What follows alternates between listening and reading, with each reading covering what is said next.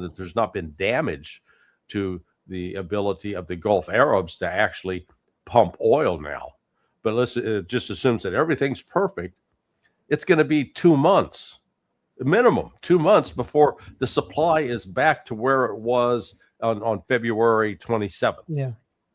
But so the oil markets are forward looking though.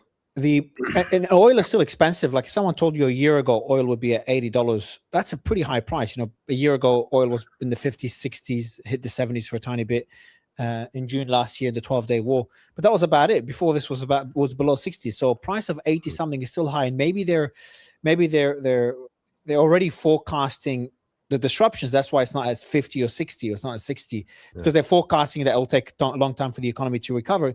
But they are forecasting, they're predicting that Trump is going to successfully off-ramp. And you said that Trump wants to off-ramp, but he doesn't have an off-ramp. I think he's in a position where he's trying to get as much as he can, but he's happy just walking away and making his own off-ramp, even if he doesn't get concessions. For him, because when he makes statements like, we're going to walk in and get out enriched uranium, or the Strait of Hormuz is open, or yesterday he took credit for ending the war in Lebanon and Iran, which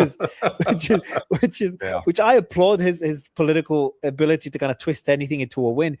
But I think this is a positive thing because it just shows that he doesn't really need an off-ramp. And Iran kind of know this. And I think Iran's in a very strong position to get pretty strong concessions. So I think we'll come out of this where the biggest winner is Iran. The U.S. is somewhere in the middle, and the biggest loser is going to be Israel. That's my prediction.